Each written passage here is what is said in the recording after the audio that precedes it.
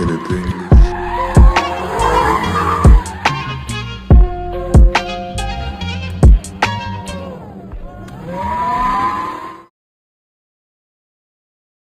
been all over Instagram this morning.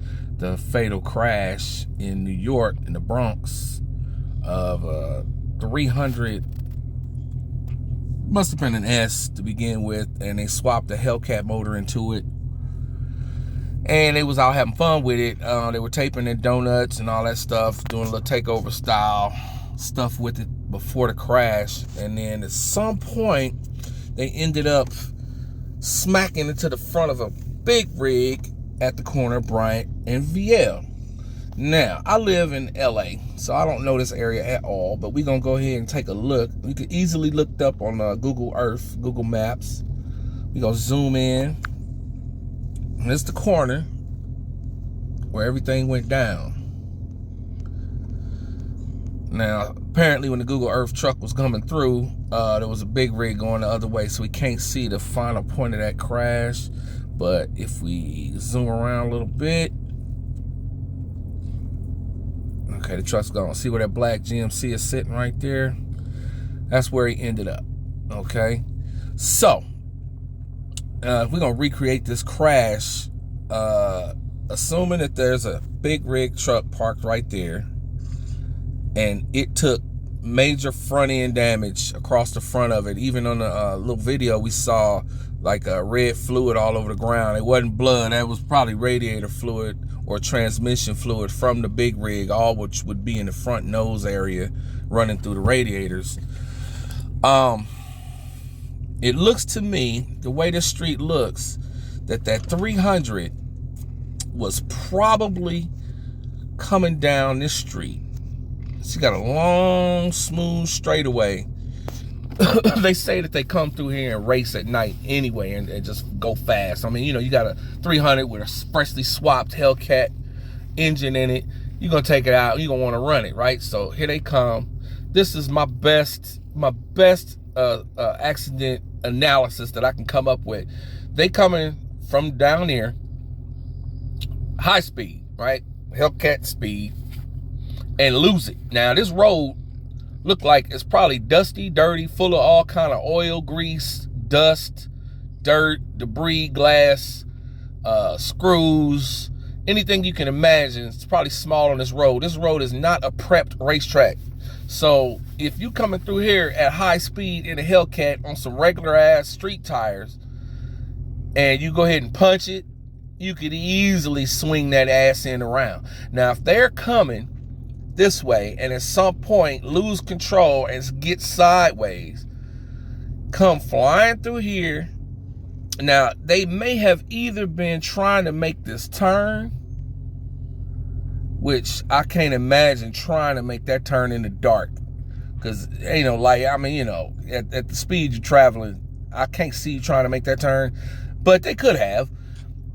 Either way, they were sideways when they hit this area here as they were coming. So you coming straight and lose it. And the way the accident looked, by the fact that the rear bumper was back here on the side of the truck, the front bumper was over here in that area at about the same distance from the front of the truck.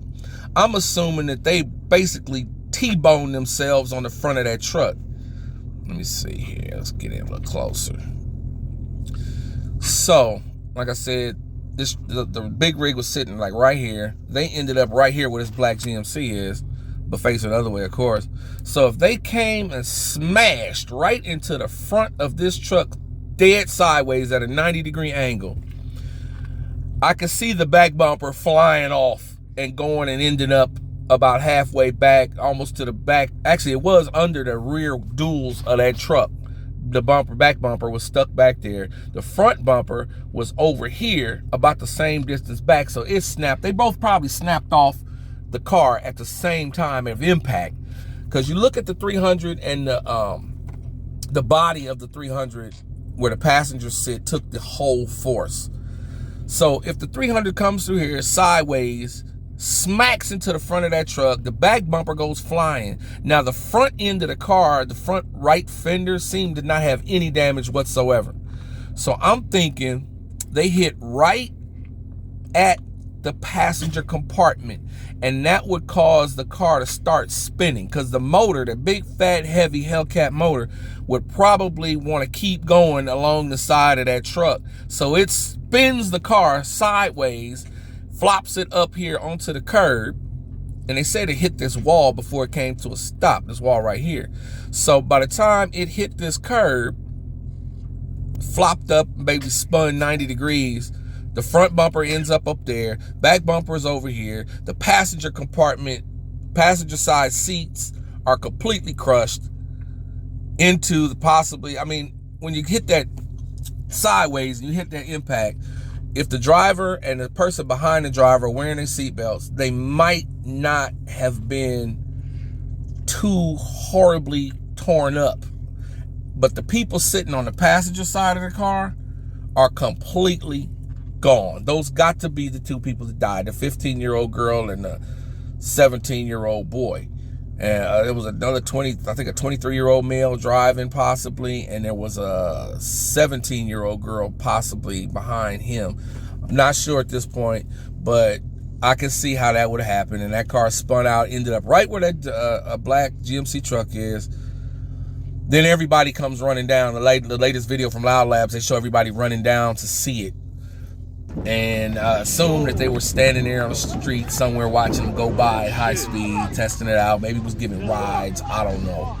But that did the trick, and you got dead kids out here at 3:45 in the morning in New York in a 300 Hellcat Swap 300. It's just a tragedy, man. It's just a total tragedy. And it's, of course, you know, besides the loss of life, now, thankfully, you know, well, it ain't thankfully, but of course they're doing it in the 300, so it's going to bring heat down on the Mopar community as if we needed any more heat. And it's going to just bring us closer to getting our freedom snatched away. I'm sorry about it. I wish it didn't have to happen, but kids are stupid, and they make stupid decisions. And when you give them a lot of power, they really make a lot of stupid decisions. And this is just one more.